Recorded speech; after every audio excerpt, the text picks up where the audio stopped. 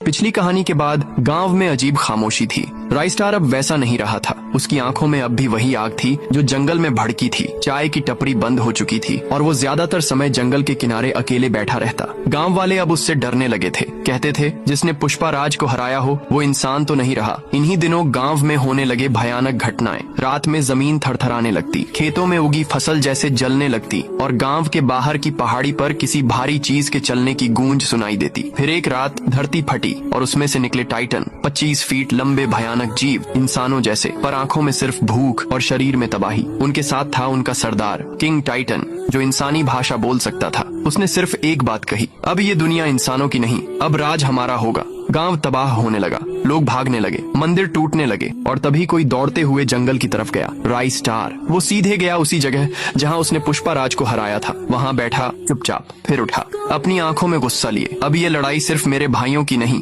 ये लड़ाई पूरे गांव की है। वो गांव लौटता है, लेकिन अब उसके हाथ में कुल्हाड़ी है, वही जो उसने पुष्पा राज से ली थी। जंगल की मिट्टी से लिपटी पुरानी लेकिन भारी टाइटन गांव पर चढ़ाई करते हैं। राइस्टार अकेला खड़ा होता है गांव के दरवाजे पर। टाइटन दहाड़ता है, क्या करेगा अकेला? राइस्टार जवाब देता है, जंगल ने मुझे अकेला भेजा है, पर याद रखना जंगल कभी हारता नहीं। जंग शुरू होती है। राइस्टार छाया बनकर दौड़ता है। टाइटनों का खून गर्म है, लेकिन राइस्टार का बदला उससे ज्यादा गर्म। किंग टाइटन से आमना सामना होता है। वो कहता है, पुष्पा राज गया, अब तू भी जाएगा। राइस्टार बोलता है, मैं पुष्पा नहीं हूँ, मैं उसका अंत हूँ। भीषण लड़ाई होती है, पेड़ टूटते हैं, आग लगती है और जब धुआं छंटता है सिर्फ राइस्टार खड़ा होता है, खून से लथपथ पर जिंदा। किंग टाइटन वहीं पड़ा है, मरा हुआ। राइस्टार फिर गांव नहीं लौटता, वो जंगल के अंदर खो जाता है।